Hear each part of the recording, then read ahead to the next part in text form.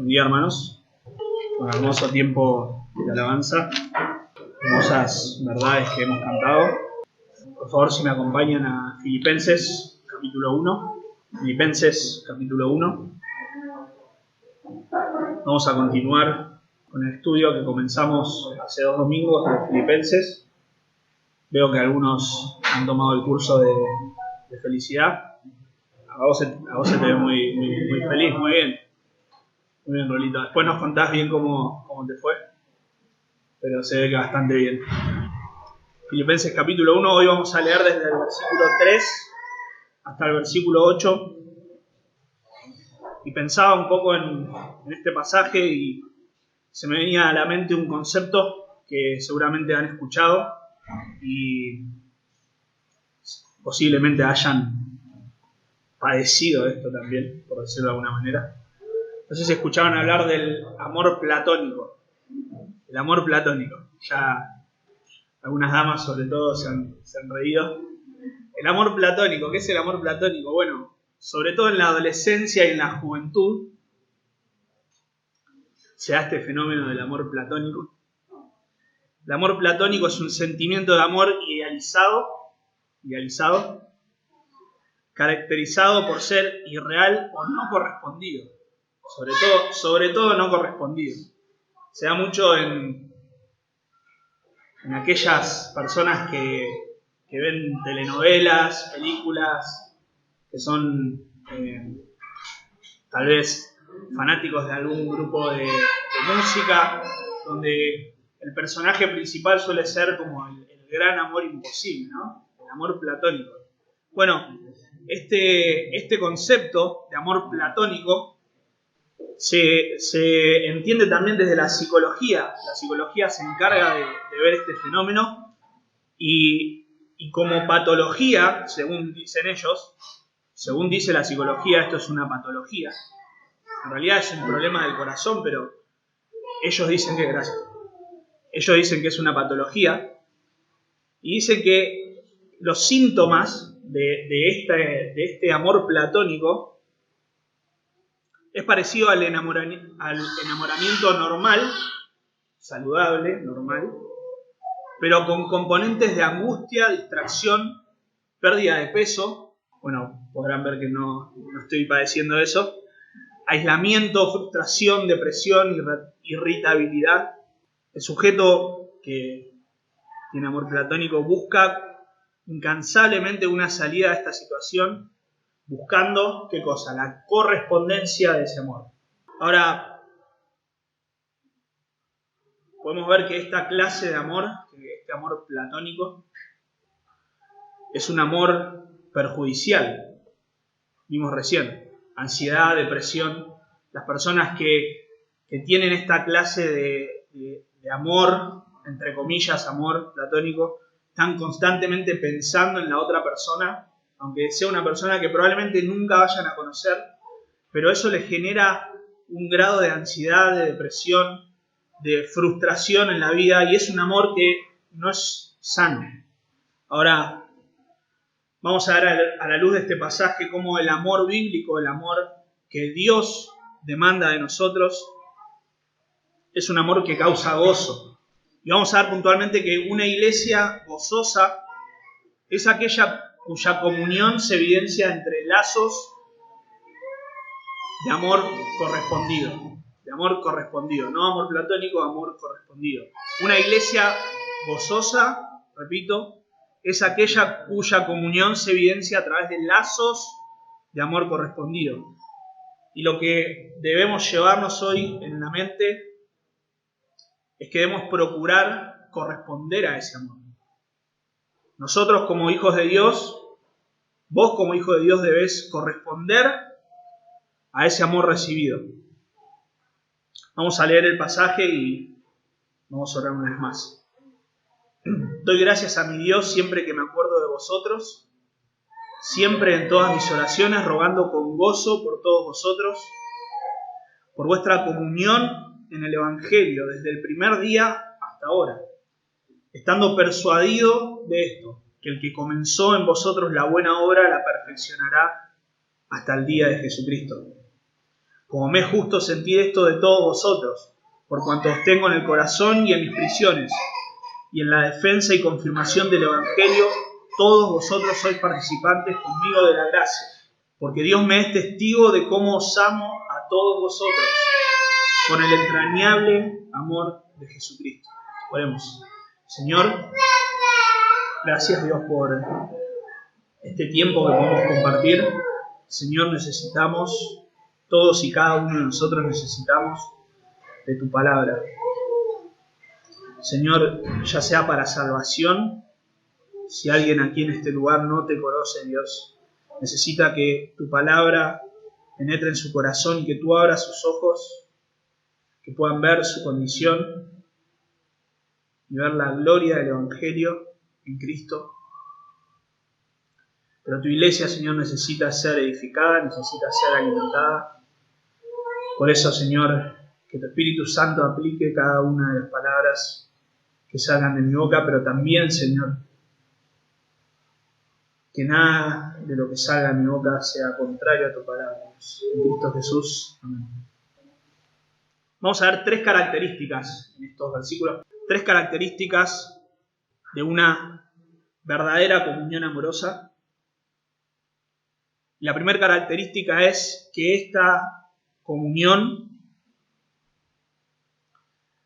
está basada en gratitud constante hacia Dios. Gratitud constante hacia Dios. Una iglesia que corresponde al amor recibido es una iglesia que es agradecida. Doy gracias a mi Dios siempre que me acuerdo de vosotros. Versículo 3. Esta palabra, dar gracias, en el versículo 3, que tal vez a algunos le pueda llegar a sonar conocida, en el griego es eucaristeo. No sé si han escuchado la palabra Eucaristía. La palabra Eucaristía, que es como muchas veces se conoce a la cena del Señor o a la comunión. Y esta palabra tiene su raíz, o la raíz de esta palabra, mejor dicho, es la palabra gracia, o como nosotros traducimos la palabra gracia. Este dar gracias es un mostrar favor. Ahora, en el mundo que vivimos hoy, el tema de la gratitud no es algo tan bien visto, o mejor dicho, tan visto.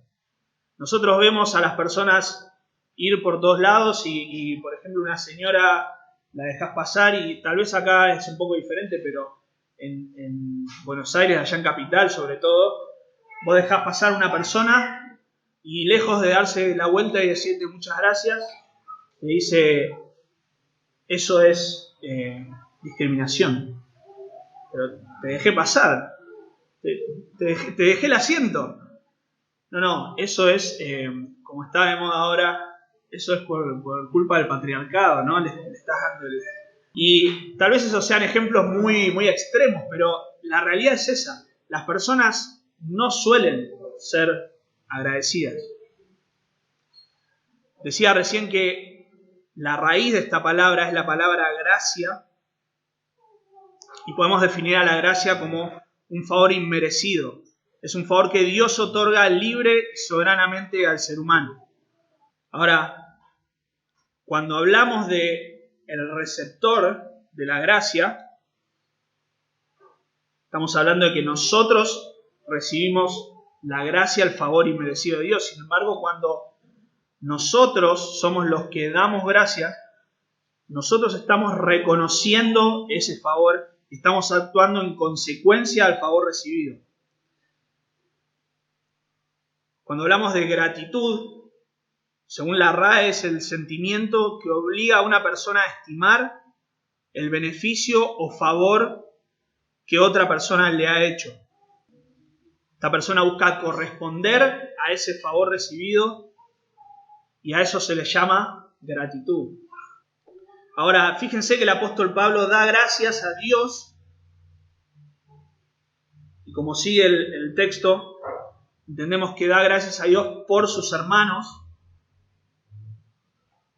Como les decía recién, no es muy común ver la gratitud hoy en una señora a la que le das el asiento, en una persona a la que le haces algún tipo de favor, algún tipo de bien, pero es más raro todavía hoy la gratitud a Dios por nuestros hermanos. Es más raro todavía dar gracias a Dios hoy por nuestros hermanos. Ahora, una iglesia cuyos lazos de amor se deben evidenciar, tiene que ser una iglesia agradecida a Dios. Tiene que ser una iglesia que agradezca a Dios por sus hermanos. Esto ya nos empieza a incomodar, ya empezamos a sentirnos un poco incómodos porque empezamos a pensar en algunas personas específicas. Mi dedo no está señalando a nadie, esto es simplemente casualidad, por decirlo de alguna manera. Ya empezamos a pensar en alguna persona y decimos, pero ¿cómo puedo yo agradecer por esta persona? ¿Cómo puedo yo ser agradecido cuando una persona constantemente me causa irritación, cuando una persona siempre hace lo contrario a lo que yo le pido, a lo que yo le digo, a lo que yo quiero? Bueno, precisamente porque porque nuestros hermanos son un don de Dios, son un regalo de gracia de Dios. Ahora, si bien en nuestro mundo actual no es tan estimada la gratitud, en el tiempo del apóstol Pablo sí lo era, en el mundo griego en el entonces sí lo era, y lo vemos también en las formas de cómo se escribían las epístolas en esa época. Vimos hace 2 semanas la salutación, que era la parte inicial de cómo se escribían las epístolas, pero a continuación normalmente, y no estoy hablando solamente de la Biblia, sino de cómo se escribía una carta en ese entonces, se escribían palabras de gratitud. La gratitud también era muy bien vista cuando un gobernante daba algún favor al pueblo, el pueblo respondía con gratitud. Nosotros normalmente hoy, cuando algún político tiene algún gesto hacia el pueblo, decimos, no, pero eso lo está haciendo por demagogia, o no, en realidad eso lo tendría que haber hecho hace un montón. La gratitud no es parte de nosotros. Ahora, el apóstol Pablo es un ejemplo que nosotros debemos seguir de gratitud. Si ustedes se fijan en Romanos, capítulo 1, versículo 8, y a lo largo de la gran mayoría de las epístolas podemos ver, y de las cartas del apóstol Pablo, podemos ver cómo la gratitud era una marca constante del apóstol Pablo. Primeramente doy gracias a mi Dios mediante Jesucristo con respecto a todos vosotros. Romanos 1:8. Colosenses 1:3. Damos gracias a Dios, el Padre de nuestro Señor Jesucristo, orando siempre por vosotros. Primera Tesalonicenses 1:2, Segunda Tesalonicenses 1:3, Filemón 4. Siempre o casi siempre en las epístolas y en las cartas de Pablo la gratitud era algo constante delante de Dios. Ahora, no es que el apóstol Pablo estaba chamullando una gratitud, decía, bueno, le voy a escribir a Silvito, no sabes cuán agradecido estoy porque seas mi hermano. No, realmente es una marca del apóstol Pablo y lo podemos ver no solamente por cómo él comienza sus cartas, sino también que lo hemos ejemplificado a lo largo de toda su vida, una vida de gratitud al Señor. Pero también podemos ver cómo en este texto el apóstol Pablo ya introduce lo que va a ser uno de los temas principales de la carta, que es la comunión. Ahora fíjense que la gratitud es dirigida hacia Dios. Doy gracias a mi Dios, o al Dios mío. Y esto nos muestra que en realidad el dador de todos los bienes es el Señor. El dador principal es el Señor. Ahora, eso obviamente no quita que nosotros tenemos que ser agradecidos unos con otros, que tenemos que ser cordiales incluso cuando nosotros damos gratitud, pero entendemos que la gracia fue derramada a través de nuestro Dios, dándonos a nuestros hermanos. ¿Y cómo eso cambia todo? Nuestros hermanos no son un obstáculo, no son algo que nosotros debemos soportar en el mal sentido de la palabra, porque la Biblia nos dice que debemos soportarnos unos a otros, pero no es algo, no es una astilla que el Señor pone en nuestras vidas para probarnos y molestarnos y que nuestro camino sea cada vez más complicado, ¿no? A veces pasa eso, pero el propósito no es ese. Si bien la santificación implica que nuestros hermanos van a ser una parte que nos va a causar ciertas asperezas, pero nuestra respuesta hacia eso debe ser gratitud a Dios, gratitud a Dios. Nuestros hermanos son un regalo de gracia de parte de Dios. Ahora, fíjese la constancia de la gratitud. Doy gracias a mi Dios siempre que me acuerdo de vosotros, siempre en todas mis oraciones, siempre, constantemente. No es que el apóstol Pablo tenía un día al mes o un día a la semana para ser agradecido al Señor, una forma de, valga la redundancia, un formalismo, de decir, bueno, hoy es mi día de gratitud por los hermanos y constantemente, gratitud a Dios constantemente. Ahora fíjense el canal, de qué manera él lo hacía. Bueno, doy gracias a mi Dios siempre que me acuerdo de vosotros, siempre en todas mis oraciones, en mis oraciones. La palabra que aparece ahí, oraciones y rogando, después son dos sustantivos, aunque en el versículo 4 está traducido como un verbo. Sin embargo, son la misma palabra, exactamente la misma palabra, y que implica un ruego o una oración. El ruego implica también, ¿qué cosa? Una necesidad. Si yo estoy rogando a Dios, si estoy rogándole a alguien por algo, es porque hay una necesidad, porque hay una falencia, algo que está faltando, algo que yo necesito. El apóstol Pablo en cada una de sus oraciones, cada vez que recordaba a sus hermanos, rogando por ellos, había un espíritu de gratitud y daba gracias al Señor por ellos. Ahora, como les dije antes, esto no es algo fabricado por el apóstol Pablo. No es que él se ponía una listita, que no está mal hacer listas, pero no es que se ponía una listita y solamente pensaba en sus hermanos cuando, fulanito, me había olvidado que existía. Mirá aquel, ¿qué será de la vida este? No, él realmente lo llevaba, como más adelante vamos a ver, en sus corazones. Él estaba constantemente pensando en ellos y lo podemos ver claramente esto en 2 Corintios capítulo 11, cuando el apóstol Pablo está defendiendo su apostolado y él empieza a enumerar cada una de las dificultades que él tuvo en ese tiempo. Esto lo encontramos en 2 Corintios capítulo 11, del 24 al 28, pero solamente leo algunas partes de los últimos versículos, donde él dice que estuvo en peligros de mar, peligros de falsos hermanos, en trabajos, en fatigas, en muchos desvelos, en hambre, en sed, en muchos ayunos, en frío, en desnudez, y además de otras cosas, lo que sobre mí se agolpa cada día, la preocupación por las iglesias.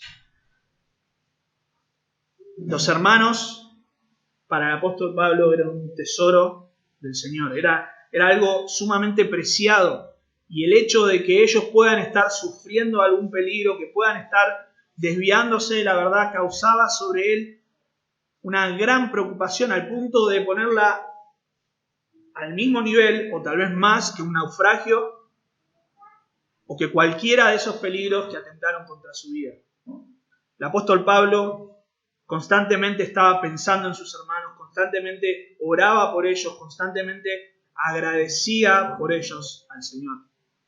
Fíjense que el apóstol Pablo en este momento no está en un retiro espiritual, ya lo hemos visto, no está de vacaciones en Disney, él está preso. Y aún así él constantemente orando e intercediendo y pidiendo por sus hermanos. Ahora, versículo 15 del capítulo 4. Dice, y sabéis también vosotros, oh filipenses, que al principio de la predicación del Evangelio, cuando partí de Macedonia, ninguna iglesia participó conmigo en razón de dar y recibir, sino vosotros solos, pues aún a Tesalónica enviaste una y otra vez para mis necesidades. El apóstol Pablo tenía algo en común con sus hermanos. Versículo 4 dice, siempre en todas mis oraciones rogando con gozo por todos vosotros.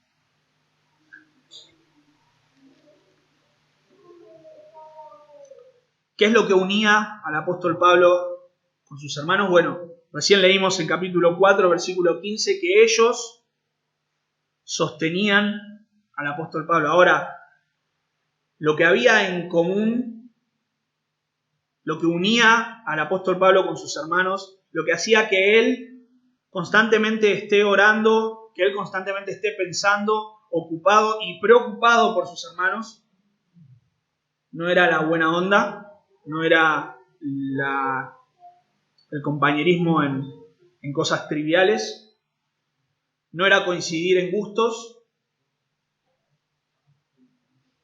Versículo 5, por vuestra comunión en el Evangelio desde el primer día hasta ahora. Lo que el apóstol Pablo tenía en común con sus hermanos era el Evangelio. Lo que unía al apóstol Pablo a sus hermanos era el Evangelio. Y fíjense, como leímos recién, esa comunión se evidenciaba en compañerismo. Esa comunión en el Evangelio se traducía en que sus hermanos cuidaban del apóstol Pablo. Se traducía en que sus hermanos se ocupaban de sus necesidades materiales. Y de la misma manera el apóstol Pablo también participaba en cuidar de las necesidades espirituales de sus hermanos. La comunión en el Evangelio se hace visible a través del compañerismo. Sin embargo, no es al revés. No es al revés. No es que el compañerismo entre nosotros va a hacer que tengamos comunión. No es que tratando yo mejor a la otra persona voy a lograr tener una mayor comunión en el Evangelio. Lo que quiero decir es que es el Evangelio el que causa que nosotros tengamos unión. ¿Por qué digo esto? Porque en el momento en que yo dejo de tratar bien a él, en el momento en que él deja de manifestar compañerismo, entonces yo directamente digo, no, bueno, ya está, con este no me junto más. A este no le dedico más un solo pensamiento. Ya no oro más por él. No. Si la manifestación visible no está, si vos ves que tu hermano no está actuando acorde al Evangelio, si no es compañerismo en tu hermano, todavía tenés comunión por medio del Evangelio. Y es esa comunión la que a vos te tiene que llevar a constantemente estar orando por tus hermanos, a constantemente estar pensando, recordando, intercediendo por tus hermanos. Y sobre todas las cosas, dar gracias a Dios por él. ¿Querés saber si estás amando a tu hermano?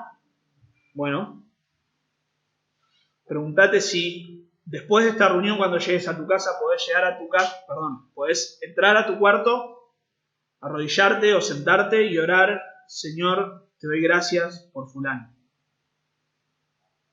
Si alguien te hizo algo y querés saber si realmente lo has perdonado y si realmente lo amás, llega a tu casa, orá al Señor y decís, Señor, gracias por fulano, gracias por mengano. Una iglesia gozosa necesariamente tiene que nutrir los lazos de amor. Y una de las primeras características es que la iglesia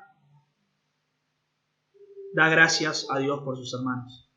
La gratitud constante es una marca de una iglesia que está nutriendo sus lazos de amor, que está siendo correspondiente con el amor que ha recibido de parte de Dios y de parte de los demás hermanos. ¿Qué es lo que observás en tus hermanos a la hora de buscar tener comunión? Y digo comunión entre comillas, porque cuando no es el Evangelio lo que nos lleva a la comunión verdadera, cuando son amiguismos, cuando son lazos de sangre, cuando somos parientes, es mi primo, es mi hermano, cuando son lazos superficiales, gustos, preferencias, posiciones en cuanto a política, doctrina, etc. Cuando son esas las cosas que nos unen, entonces no hay una comunión genuina en el Evangelio.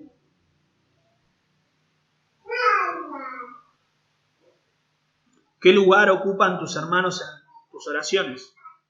Cuando empezamos a orar y pedimos, y Señor, te pido, y Señor, te agradezco, y Señor, y estamos tan centrados en nosotros que al final decimos, cierto, tengo que orar por los demás. Bueno, Señor, te pido por este, por aquel otro, por la iglesia allá, la iglesia allá. Bueno, amén. ¿Qué lugar ocupan tus hermanos en tus oraciones, en tu mente? ¿Cuánto pensás en ellos? ¿Cuánto pensamos en ellos? Una iglesia gozosa necesita y nutre sus lazos de amor. Y una característica es que la gratitud constante. Pero tus hermanos, como dije antes, te van a fallar, no van a actuar como vos esperás, y peor todavía, no van a actuar como la palabra de Dios dice que debemos actuar. ¿Qué hacemos entonces? ¿Qué tenemos que hacer? ¿Qué debemos esperar? Bueno, tenés que esperar eso. Tenés que esperar eso. Porque además de gratitud constante, otra característica es que la iglesia que nutre sus lazos de amor y corresponde con ese amor, tiene confianza plena en la obra de Dios, confianza plena en el obrar de Dios. Versículo 6. Estando persuadido de esto, que el que comenzó en vosotros la buena obra la perfeccionará hasta el día de Jesucristo. Estando persuadido de esto, que el que comenzó en vosotros la buena obra la perfeccionará hasta el día de Jesucristo. El motivo de confianza del apóstol Pablo, y que es y que debe ser nuestro motivo de confianza, es que la obra de salvación es completa y será completada por nuestro Señor. Pero todavía no está terminada. Todavía no está terminada. En un sentido ya es un hecho, en un sentido ya es algo que, como en Romanos capítulo 8, y vamos a leer en algún momento, habla en el tiempo pasado, habla de que ya es algo que es un hecho. Si bien todavía no pasó, no fuimos glorificados, estamos en proceso de santificación, pero ya es un hecho. Ahora, en otro sentido, cuando vos ves que tu hermano peca contra vos, te das cuenta que todavía no está glorificado. Te das cuenta que tu hermano todavía tiene pecado. Ahora, hay una noticia que debo darte, que es que no solo tu hermano está en proceso de santificación, sino que vos también estás en proceso de santificación. El apóstol Pablo utiliza esta palabra, estar persuadido, está plenamente convencido de que la obra del Señor que comenzó en los filipenses la va a terminar. Ahora, el apóstol Pablo puede ver signos vitales en sus hermanos. Vemos el ejemplo de Lidia, como cuando ella se convierte, cuando el Señor la salva, enseguida los hospeda, ellos los recibe en su casa. De igual manera, cuando salen luego de prisión, ella los hospeda en su casa y tienen compañerismo, tienen comunión. Vemos también que el carcelero, luego de creer en el Evangelio, él y su casa recibe al apóstol y también gozan de comunión. Los filipenses fueron los primeros en sostener al apóstol Pablo, según Filipenses 1:15. Los filipenses continuaban aún ahora, cuando él estaba en prisión, sosteniéndolo. Él podía ver que el Señor había comenzado una obra. Él sabía, lo veía. Pero su confianza no estaba en lo que él veía solamente, sino en que lo que él estaba viendo de vitalidad espiritual respondía a que el Señor había comenzado en ellos una obra que él iba a finalizar. El autor de esta obra es Dios, estando persuadido de esto, que el que comenzó en vosotros, el que comenzó. Fíjense, en capítulo 2, versículos 12 y 13, dice, y sabemos que a los que aman a Dios todas las cosas le ayudan a bien. Estoy leyendo Romanos. Es, por tanto, amados míos, como siempre habéis obedecido, no como antes, como en mi presencia solamente, sino mucho más ahora en mi ausencia. Ocupaos en vuestra salvación con temor y temblor, porque Dios es el que en vosotros produce así el querer como el hacer por su buena voluntad. El que comenzó la buena obra es Dios. Él es el que produce el querer, Él es el que produce el hacer. Romanos 8, que es el pasaje que estaba leyendo recién, y sabemos que a los que aman a Dios, todas las cosas le ayudan a bien, esto es, a los que conforme a su propósito son llamados. Porque a los que antes conoció, también los predestinó para que fuesen hechos conforme a la imagen de su Hijo, para que Él sea el primogénito entre muchos hermanos. Y a los que predestinó, a estos también llamó. Y a los que llamó, a estos también justificó. Y a los que justificó, a estos también glorificó. La buena obra, el que comenzó, Dios es el que inicia. Dios es el que completa la buena obra. Dios la inicia, Dios nos sostiene, Dios la completa. La buena obra a la que se refiere el apóstol Pablo es la obra de salvación, la obra completa de salvación. Podemos mencionar, como leímos recién en Romanos 8, del 28 al 30, vemos la regeneración, como Dios transforma a los creyentes y abre sus corazones para que puedan entender y aceptar el Evangelio. Lo vimos en el ejemplo de Lidia. Recién mencionábamos el ejemplo de Lidia, cómo el Señor abrió su corazón. Ahí en Hechos capítulo 16, el Señor abre el corazón de Lidia para que ella pueda estar atenta y para que ella pueda creer en el Evangelio. La justificación, otro aspecto de nuestra salvación, de esta gran obra, de esta buena obra, según versículo 6. La justificación es el acto legal mediante el cual los culpables delante de Dios son declarados inimputables. Ya todos los cargos son quitados. Romanos 8, como leíamos recién, a los que justificó, está hablando de un momento específico donde el Señor nos declara inimputables, donde nuestra fe, como en Romanos capítulo 5 dice, justificados somos por la fe. Justificados pues por la fe, en ese momento somos declarados inimputables. Somos justificados delante de Dios. Pero continúa.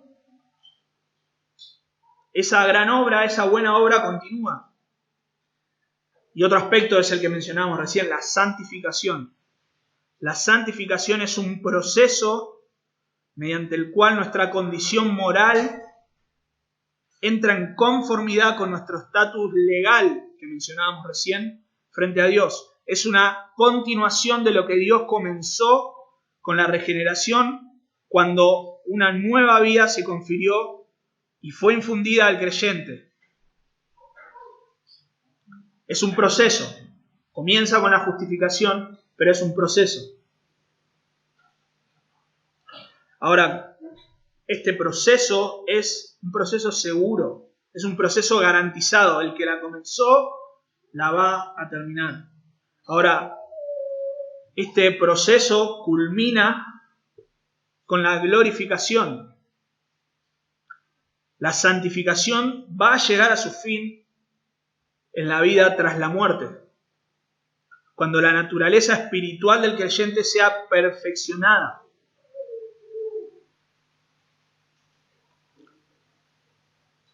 Ahora, una aclaración solamente. Cuando decimos que Dios es el que comienza la buena obra, no estamos diciendo que Dios es el que la diseñó en el pasado, el que ideó un plan solamente y nos está dando a nosotros, bueno, esta es la forma. Ahora ustedes tienen que encargarse de conseguir la salvación, ni conseguirla por obras, ni siquiera por nuestro acto de voluntad, ni siquiera la fe que nosotros tenemos es nuestra. Dios no nos da el puntapié inicial y nosotros nos encargamos del resto. El que comienza la buena obra, la comienza no solamente ideándola, sino también ejecutándola. En Efesios 2 vemos que la fe es un don de Dios. La fe es un regalo de Dios. La fe es algo que nosotros no podemos. La fe en Dios, la fe genuina para salvación, no es algo que nosotros podemos fabricar. La fe genuina, la fe que nos lleva a la salvación, es un don de Dios. Y por eso el que comenzó la buena obra no solamente la comenzó planificándola, sino también ejecutándola. Y si la ejecutó y si la empezó en tu vida, la va a terminar. La va a terminar. El problema es cuando nosotros confundimos estos términos. Cuando nosotros esperamos que nuestro hermano ya esté glorificado. Cuando nosotros esperamos que nuestro hermano ya esté sin pecado. Primera Juan, capítulo 3, versículos 2 y 3 dice: Amados, ahora somos hijos de Dios y aún no se ha manifestado lo que hemos de ser.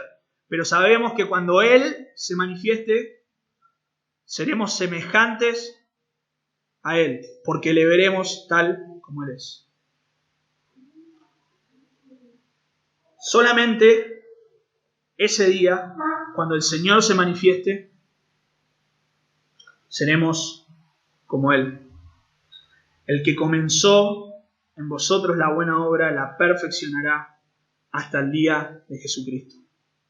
El día de Jesucristo es el día en que el Señor se manifieste, el día en que venga a buscar a los suyos, en que venga a buscar a su iglesia, en que estemos delante de su presencia, y ahí sí no vamos a poder estar así. No vamos a poder estar en nuestro pecado. Él va a transformar nuestros cuerpos. Él va a quitar toda impureza. Nuestros pecados ya han sido perdonados en la cruz.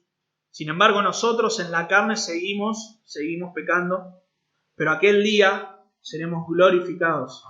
Y el problema es cuando confundimos santificación con glorificación y esperamos no solamente de nuestro hermano que sea ya glorificado, sino muchas veces también en nuestra propia vida. No podemos permitir, y al pecado no hay que permitirlo, eso está claro, pero ponemos sobre nuestros hombros una culpa imposible de soportar porque pensamos que un creyente ya no puede pecar.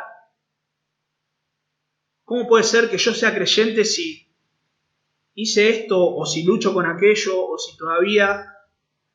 Bueno, el creyente todavía no ha sido glorificado.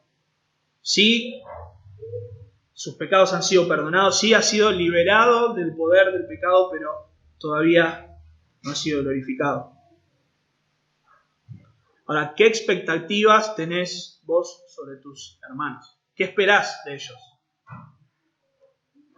Si no entendemos que la obra todavía está en proceso, la santificación santificación todavía está en proceso, nos vamos a llevar un porrazo tras otro porrazo y nos vamos a pelear con todo el mundo, y nuestra iglesia no va a ser una iglesia amorosa, nuestra iglesia no va a ser una iglesia gozosa, nuestra iglesia va a ser una iglesia que todo el tiempo está con peleas, que todo el tiempo está con roces, porque no podemos tolerar, no podemos aceptar que el otro peque contra nosotros, que el otro no dé la talla de lo que nosotros pretendemos. Si esperás que tu hermano sea perfecto de este lado de la eternidad, te vas a desilusionar una y otra vez.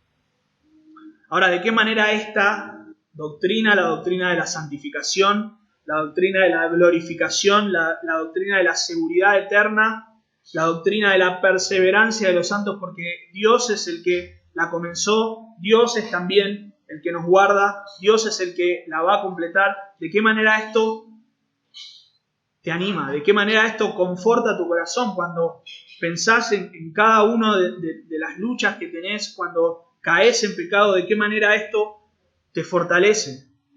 Hermanos, esta es uno de los versículos más grandiosos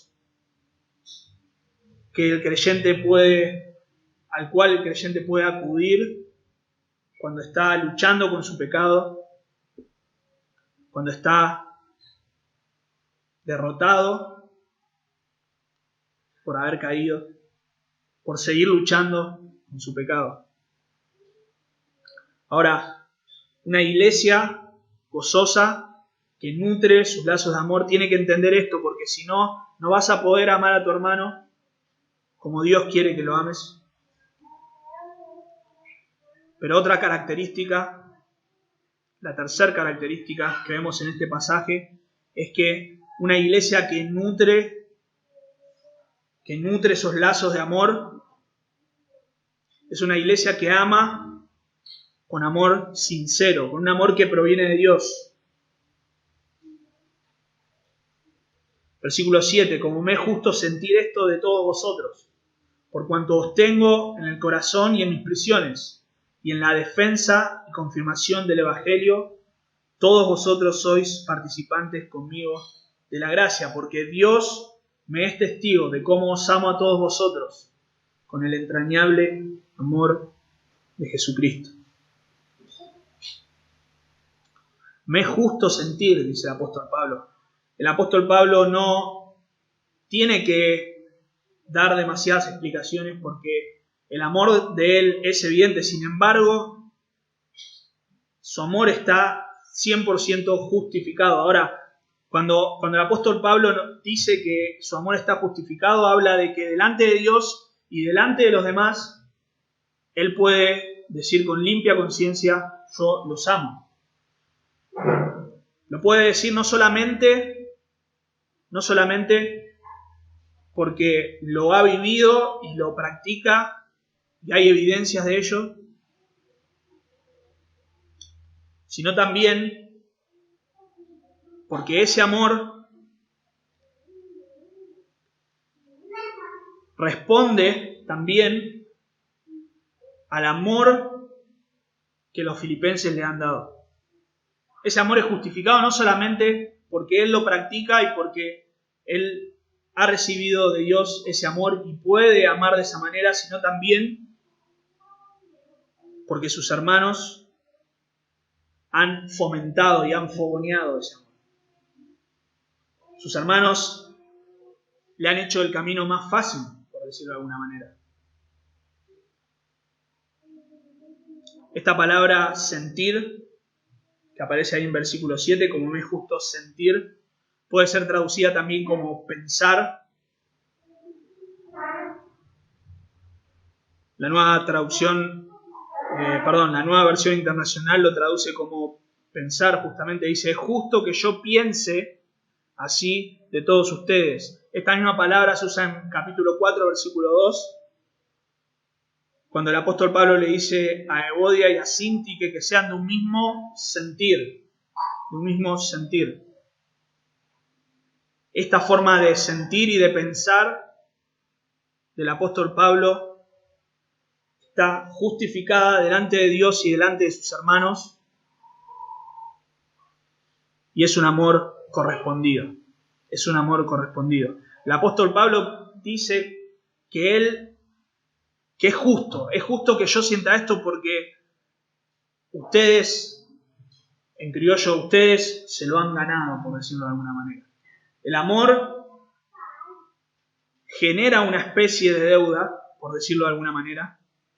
Cuando yo amo a un hermano, bueno, es mucho más fácil que él me ame a mí. Cuando yo hago algo por alguien, voy a ser un hermano más fácil de amar, en algún sentido, ¿no? Ahora, todo esto en realidad lo vemos desde un ángulo humano, cómo responde el mundo de hoy. Si yo te doy algo, si yo te genero algo positivo, entonces vos me vas a amar. Ese amor genera una deuda. Vos no te juntás con personas que constantemente te están haciendo bullying, como dicen ahora. No te juntás con personas, no amás a personas de manera natural que constantemente buscan tu mal. Pero aún entre creyentes, las muestras de amor son motivo para que nosotros también amemos más. Los lazos de amor, así como lo vemos con Pablo y Timoteo, como Pablo le sirvió a Timoteo y eso ha generado en el apóstol Pablo y Timoteo un lazo, que por supuesto es un lazo, como vimos antes, que es producto de la comunión en el Evangelio. Y ese compañerismo, cuando se evidencia, genera más amor aún.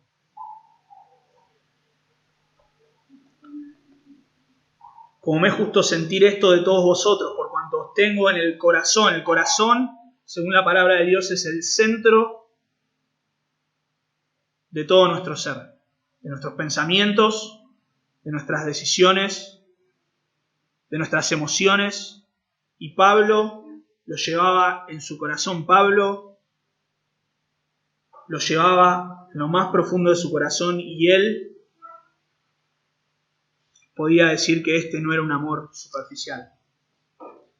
Este amor que el apóstol Pablo tenía por sus hermanos no era producto, como dije antes, de un compañerismo superficial, no era producto de amiguismo, de favoritismos, no se manifestaba con cosas vanas, como un simple regalo, como 10 minutos de charla, nada más, como prestarte algo, no, era un amor profundo, era un amor genuino. Ahora, las prisiones, la defensa del Evangelio, como vemos en versículo 7, dice: por cuanto os tengo en el corazón y en mis prisiones, en la defensa y confirmación del Evangelio.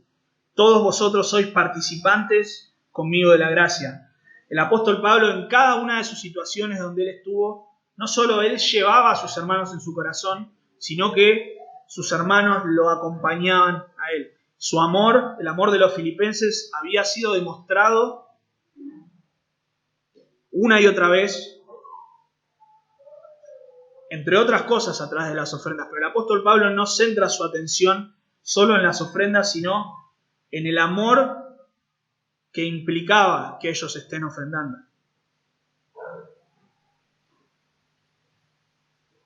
Ellos momentáneamente habían dejado de ofrendar por una situación particular, pero cuando luego pudieron volver a ofrendar y el apóstol Pablo les responde esta carta con gratitud, él estaba siendo beneficiado por el amor de sus hermanos.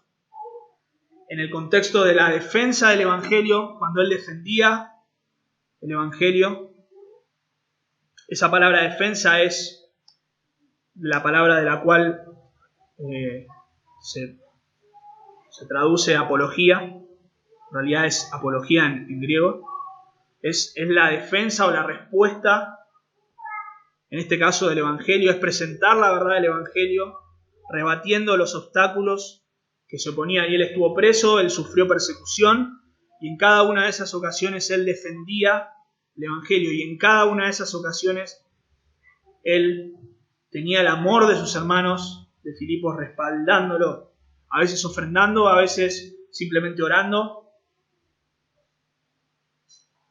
La confirmación del Evangelio es la consolidación o el establecimiento de estas verdades, de las verdades del Evangelio, que él iba proclamando, que él iba anunciando. La Nueva Traducción Viviente traduce este versículo de esta manera: está bien que sienta estas cosas por todos ustedes, porque ocupan un lugar especial en mi corazón. Participan conmigo del favor especial de Dios, tanto en mi prisión como al defender y confirmar la verdad de la buena noticia.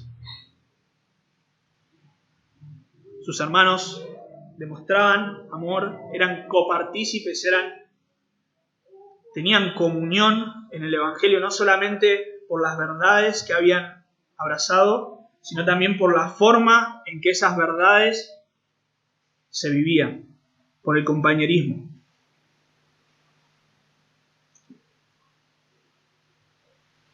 Ahora, este amor, como dije antes, no era un amor superficial, no era un amor fabricado, no era un amor momentáneo, era un amor sincero. Y este amor sincero era un amor que provenía de Dios. Fíjense el versículo 8, dice: porque Dios me es testigo, Dios me es testigo de cómo os amo a todos vosotros con el entrañable amor de Jesucristo. No podía ser mentira, no podía ser mentira. Él estaba poniendo a Dios como su testigo. Lo mismo hace en 1 Tesalonicenses capítulo 2, versículo 5, dice: porque nunca usamos de palabras lisonjeras, como sabéis, ni encubrimos avaricia. Dios es testigo. Capítulo 2, versículo 10, vosotros sois testigos y Dios también. El amor del apóstol Pablo no era algo fabricado, pero tampoco era falso. Este amor era un amor genuino, era un amor nacido de Dios. Dios me es testigo como os amo a todos vosotros con el entrañable amor de Jesucristo. El entrañable amor de Jesucristo. Este sustantivo entrañable es usado principalmente en plural, normalmente se usa en plural, y quiere decir literalmente entrañas. No la entraña de la parrilla, las entrañas del ser humano. Y lo que denotaba esta palabra cuando se usaba entrañablemente, estaba hablando del centro de nuestras emociones, de la fuente de nuestras emociones. Obviamente nosotros sabemos que no son las entrañas la fuente de nuestras emociones, pero en ese entonces se utilizaba de esta manera. Y el apóstol Pablo no tiene un amor superficial, sino que tiene el entrañable amor de Jesucristo.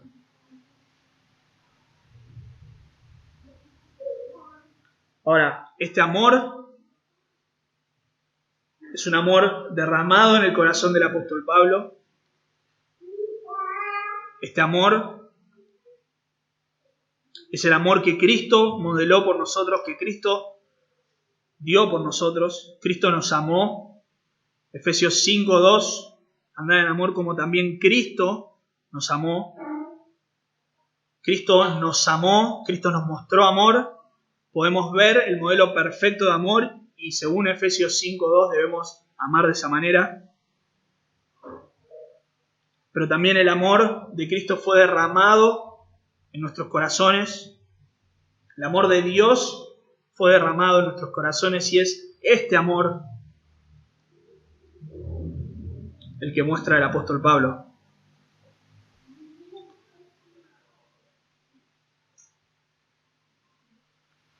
El amor de Dios ha sido derramado en nuestros corazones, Romanos 5:5, por medio del Espíritu Santo que nos fue dado. La obra de salvación incluye el amor de Dios derramado en nuestras vidas. El creyente regenerado, el creyente que ha sido salvo, recibió el amor de Dios y tiene que brindar ese mismo amor.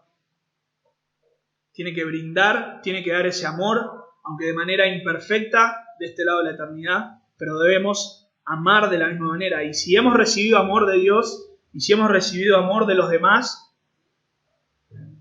debemos corresponder a ese amor. Ahora, una iglesia gozosa es aquella que nutre sus lazos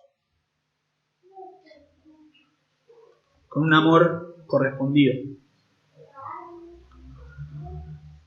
¿Qué lugar ocupan los hermanos en tu vida? ¿Qué lugar ocupan en tu corazón? ¿Qué lugar ocupan en tus pensamientos, en tus oraciones? ¿Qué concepto o qué esperás de ellos para que ocupen ese lugar?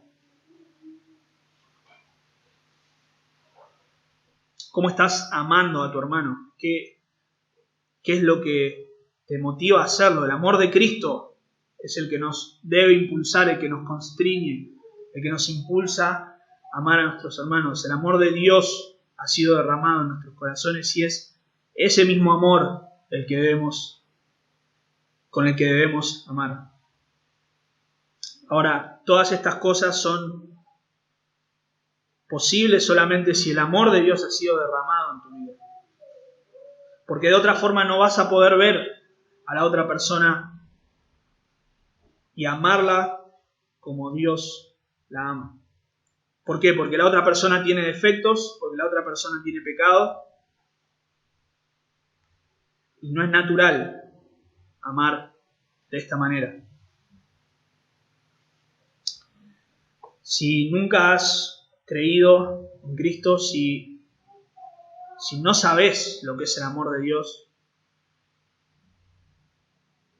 la palabra de Dios dice que Dios muestra su amor, que el amor de Dios se muestra en que aún siendo nosotros pecadores, Cristo murió por nosotros. ¿Y por qué murió? ¿Como un acto heroico nada más? Murió porque nosotros, que somos pecadores y merecemos la muerte, la paga del pecado es la muerte, merecíamos y merecemos esa muerte, pero Dios, por su gran amor, decidió enviar a su Hijo, vivió esta vida sin haber pecado porque es el Hijo de Dios, porque es Dios hecho hombre. De esa manera Él demostró su justicia perfecta, no merecía la muerte, porque la paga del pecado es la muerte, y si Él no pecó, entonces no merecía la muerte. Pero Dios muestra su amor para con nosotros en que siendo aún pecadores, Cristo murió por nosotros. Si te reconoces pecador, si reconoces que sos pecador, ese pecado te separa eternamente de Dios y solamente a través de la fe en la obra que Cristo hizo en la cruz podés ser reconciliado con Dios, podés tener vida eterna que Dios te ofrece. Ahora, hermanos, necesitamos ser una iglesia que nutre estas relaciones, que nutre la comunión que ya tenemos, la comunión que ya tenemos en el Evangelio, se traduzca en compañerismo, en comunión evidenciada. Oramos. Señor, gracias por tu palabra, gracias Dios por demostrar tu amor en la cruz del Calvario, enviando a tu Hijo, Señor, a morir en nuestro lugar. Gracias, Señor. No merecemos tu gracia, tu amor, pero por tu misericordia, Señor, tú nos has amado. Tú nos has amado de manera práctica, Señor, no solamente un sentimiento, sino que la cruz nos muestra que tu amor ha sido derramado, Señor, que tu amor ha sido práctico para con nosotros. Cristo padeciendo en nuestro lugar. Gracias, Señor. Ayúdanos a ser una iglesia que constantemente esté en gratitud, Señor, delante de tu presencia, intercediendo por otros, confiando, Señor, en tu obra perfecta, completa, que un día va a ser completa en la eternidad, y expresando, Señor, manifestando un amor genuino, sincero, que proviene de ti, no fabricado por nosotros, Señor. En Cristo Jesús.